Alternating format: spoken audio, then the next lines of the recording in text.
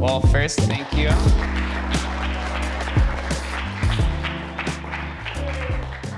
Well, first, I want to say thank you to everyone who's coming here.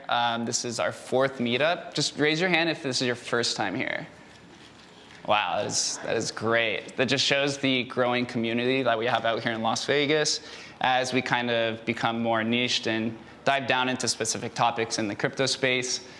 Today, obviously, the discussion is NFTs and seems to be the hot topic. No matter where I go, people just want to continually talk about it. So I'm going to discuss a little bit about this new NFT Archeological Gold Rush, which is what they're calling it, and my specific investment, which is called MoonCats, which is the first ever generative art project on Ethereum. Yes, I know that sounds a little bit loaded. There is a lot of technical complexities that come within these different projects, but I will try to simplify it as much as possible. And please, if anyone has any questions, stop me along the way. I know this is very complex. So this is my OpenSea account with different MoonCats. Yeah, they look pretty basic, as some people like to say. Like, these are 8-bit MoonCats. These were created in 2017 by a team called Ponderware. And the project itself was created and abandoned during 2018 and then rediscovered in 2021. And what I mean by that is there's kind of a consortium now of people and developers going through the Ethereum blockchain history and also some other blockchains, including Bitcoin and now Namecoin. And they're finding these abandoned NFTs and kind of reviving them. And for a lot of people, they see this as a gold rush, because if this is a digital art future, which a lot of people are seeing, where, I don't know if you saw, but the highest NFT sale so far this year is $69 million at Christie's auction house. And so now Christie's and Sotheby's, which are two of the most iconic auction houses in the world, are now beginning to auction off a lot of different NFT projects, because they're basically validating it as a new specific art field. So with MoonCats, they're 8-bit because of the constraints of the blockchain when they were created in 2017. If those are familiar with ERC 721, which is the NFT token standard, so these ones are actually ERC 20 because they were built before NFTs as a concept existed. So what I mean by that is tokens like Ethereum and layer 1 things like blockchain or like Bitcoin and Avalanche, these are all considered fungible tokens, which mean that you can replace any of the tokens and there's nothing missing. So for example, if I had $100 in $1 bills and threw them all on the ground, I could grab any $1 bill and it wouldn't matter. It wouldn't mess with the value of the system, and there's no different specification. With NFTs, if I took a bunch of NFTs and threw them on the ground, each individual one has its own meaning, its own value, its own code. And so to get these little cats on Ethereum, they had to wrap it in what's called an ERC 721 wrapper. And so for a lot of people, it's considered ancient history. And so I'm going to go through some of these different slides. This is me actually making an announcement 2 weeks ago. The rumors are true. I'm selling these MoonCats at Sotheby's. That digital auction is happening in about 3 to 4 weeks. And so for a lot of people, as you see, it got a lot of engagement. And as we move in a little bit more, this is the NFT specialist for, as you could see, for Sotheby's. And he comes in, he says, Sotheby's is committed to bring the most historic and impactful NFT projects to a wider global audience. MoonCats are among the very first on-chain generative projects from 2017, just 1 month after Cryptopunks. So there's a lot more to be said with that. So we'll break this down a little bit. Generative art, what does that mean? It means that the art was randomly minted at the time of generation. So with MoonCat specifically, there was over 4 billion potential outcomes for these little cats, between the hue, the shade, the expression, and so on. So it ended up only being about 25,000. So that's where the scarce element comes in, which you see with crypto, and more specifically with Bitcoin. And so we're going to go on, and I'm going to show you. This is another tweet from Non-Fungible Noah, who is the NFT guy at Christie's, which is actually a tweet from today. Last night, they broke $100 million in sales for NFTs this year at Christie's alone. And they're doing another live auction with Curio cards and art blocks. Curio cards is the first NFT built on the Ethereum blockchain, or first collectible, I should say. Sorry, excuse me. So there's a lot of attention that is happening with all this money, and now it's onboarding a lot of traditional investors. And I'm going to show you guys a little graph. This is all the projects that are a part of this NFT Archeological Gold Rush. As you can see, MoonCats are down here August 9th. There are some projects, Ethereum, that come all the way back to 2015. And I believe Tiles, this is more of like a metaverse, it's like buying land. I believe Tiles for Ethereum are selling for around 30 or 40 ETH at a time. Cryptopunks, the most popular NFT project. Anybody here holds a Cryptopunk? You got one. You are a good man. The lowest price right now for a CryptoPunk is about 110 Ethereum, so about $500,000 or $400,000. And then you go on to these different niche projects with CryptoKitties, which was probably the most popular NFT in 2017. And so now there's a lot of speculation. Etherrocks made a lot of headlines where it's literally just 100 JPEGs of different colored rocks. And the highest sale so far is 888 Ethereum. So, and then you have Autoglyphs. This is the first fully on-chain generative art project. And there's still some debate as to what the different significance mean, because the coding is very complex. So I'm going to take you through MoonCats and through my own experience. As you can see, this is going through the original website from 2017. So there have not been any updates because the Ponderware team believes that if this is a historical project, then you want to keep the integrity in line. And so this is what it originally looked like once it's done loading. As you can see, there's different numbers for all of these different cats. As you can see, some of them have names. So like this one, Mr. Moo. Can't even get it. This is something that I own, disclaimer. It could be considered the first ever named NFT in existence. So what's the value to that? We don't really know. But with MoonCats specifically, there's different rescue dates. Let's see if I have that set up anywhere here. So with MoonCats, the crazy and interesting thing about the project is there's 25,000 cats total that were minted. And minted just means that it was created out of the blockchain. So in 2017, there was about 3,000 cats minted. In 2018, there was about 2,000. 2019 trickles off to 70 mints. And then 2020 was 3. And in 2021, we got the rediscovery happened in March, and the rest of the 20,000 were minted. So these artifacts that were minted in the early years, 2017, 18, tend to have a much larger premium than these ones in 2021, because 2017 was a big year for crypto in general. It was kind of like its coming out party. Bitcoin went from $600 to 20,000. Ethereum went from like $4 to 1,400. And then obviously we had the very tragic bear market right afterwards.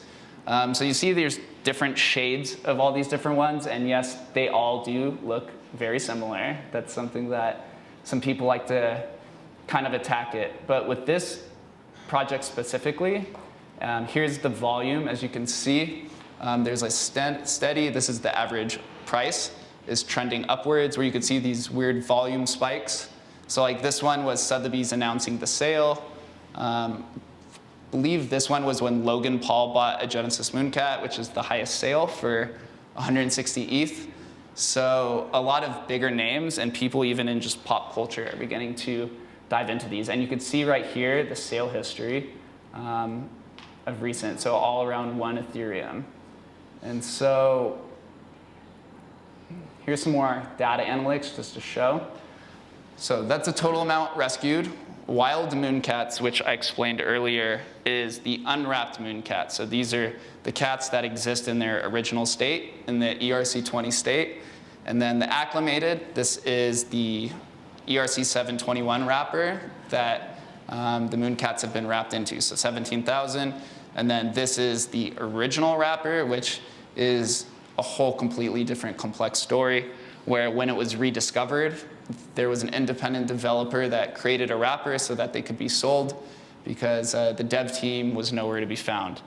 And 96 Genesis MoonCats, these are considered one of the rarest MoonCats. They're 96 black and white ones, and that's Logan Paul paid 160 ETH for a white Genesis MoonCat, which I'll come here and show you here in a second.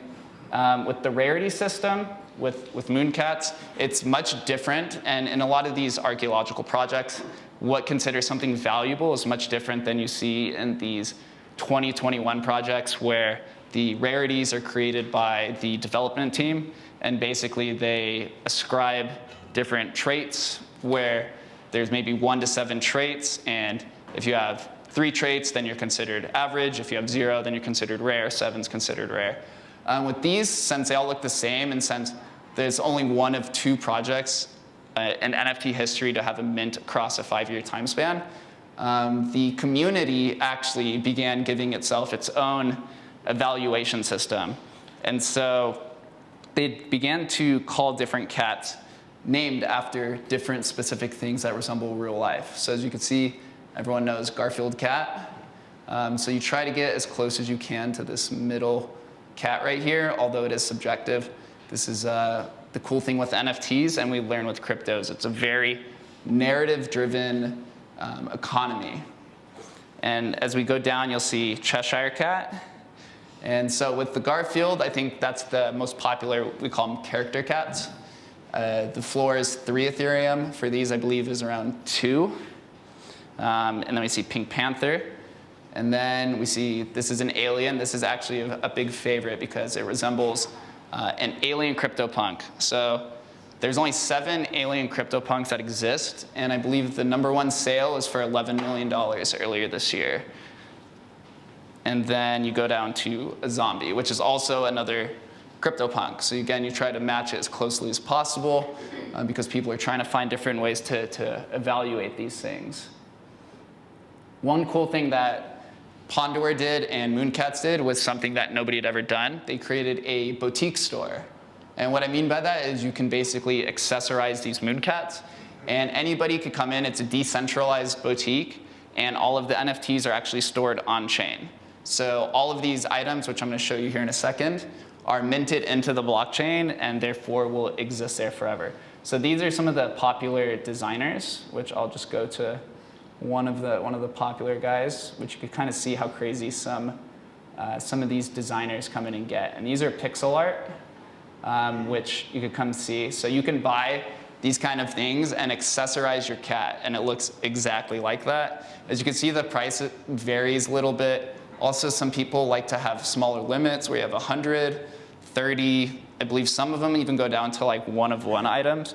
So some people believe this also adds a new dynamic to scarcity, because if you could get a boutique item that's created by a popular designer, then maybe it's considered a little bit more value, because with crypto, everyone likes to speculate 5 to 10 years ahead of time, because we all know that we're going into a digital universe here probably by the end of the decade. So some of these different items, they'll be placed in your digital household or your gallery or whatever other utilities that they like to design. So this boutique is something new. I don't think there's nothing like this that have ever existed, even outside of NFTs and any sort of digital collectible set. I haven't really seen anything either. And so another new utility is something that they've created. And this one's called loot prints. So it says 96 mints until reveal. There's 4 different types of spaceships, and this is used for a game, which is created off of a derivative called loot prints, which is a new project. It's open source. And it sounds pretty crazy, honestly, but it's literally just a text file with a bunch of words on it, which then resembles something for a future game use. So as you could see with some of these specifically, you could see this is a tank, and then it's chartreuse, and the bays. And so there's different rarities to these as well, which have not been unveiled. And you see it has a different name, which is the Distinguished Litterbox Meow A. Sounds like Elon Musk's son's name. So we don't know what the rarity metrics are for this yet, but this is kind of where you have to have faith in a team. If you believe in a dev team and you agree with their vision, then you know that you're going to want to buy these. All these different loot projects, these ones were free to mint. That's how MoonCats were created, very decentralized, and also free to anybody. But other derivative projects, or Loot, which is the original project, I think it was literally a text file with a bunch of words selling for around like 10 ETH, or maybe higher. I could be wrong. So this is the cool thing with NFTs now is they've been mainstream, I guess, for maybe 5 months or 6 months, is all of these projects that can introduce some sort of utility. So basically you're incentivizing your community to stay in the project and to not dump it to zero, because a lot of these are highly illiquid. You try to create or gamify it. And so I like to call NFTs gamified social arenas, where it's basically a bunch of people pooling a bunch of capital, where in Cryptopunk's sake, $4 billion. And so you have 10,000 people, potentially 10,000 people, playing for $4 billion or more in this gamified experience. But NFTs have a bunch of different explanations to it. And this is a buying guide that we wrote as a community, which just discovers all of the different rarity metrics, because all of this is very new. And so you want to try to find ways to simplify it as easy as possible. So I have a YouTube series which this helped actually the Sotheby's specialist reached out to me and said that he found me through this YouTube channel. And I was just doing it just to try to educate people. So you really never know what kind of opportunities can present themselves if you just put yourself out there and try to be a good benefit to the community. And so this actually was just released today too. As you can see, a lot of engagement.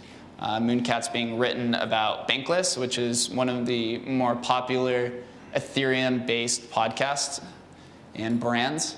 So these people are highly anticipating these kind of events, because getting validation from these traditional auction houses like Sotheby's and Christie's, who've been selling things from dinosaur bones to Vincent van Gogh to Thomas Jefferson autographs, it shows that there's going to be a massive, massive place for this in the beginning. And so before I get out of here, I just want to also show Discord, which I don't know whoever is familiar with this. This is the most popular communication platform, and Twitter for different NFT projects and crypto projects. As you could see, there's different side panels, and all of these different NFT communities, you could see there's like 4 million of them. And if you're not in the blockchain Discord or in Las Vegas NFT, which Rob will talk about, please get that info from us so that you can stay up to date.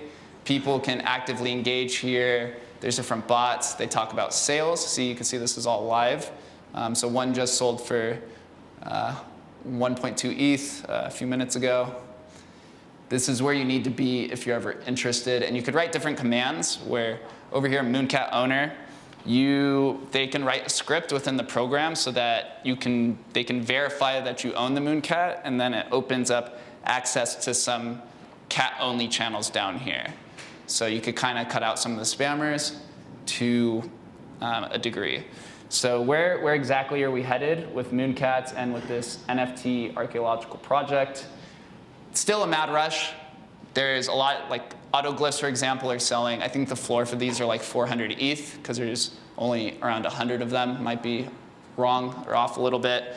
But this is where all the speculation's happening, and now people are beginning to dive into the Bitcoin blockchain history and find things like rare Pepes from 2016 to 2018, and people are even going even farther back. To the earliest one I've seen so far is Namecoin, which was created in 2013, which also looks like little 8-bit eggs. So it's going to be a bright future. again, this is, to me, pre-2021 projects are evaluated completely different because you have to come with it with a historical mindset, as well as trying to fight FOMO, I guess you could say. But it's looking ahead. I think NFTs have multiple use cases, but in this domain, the historical value seems to be commanding the largest sales.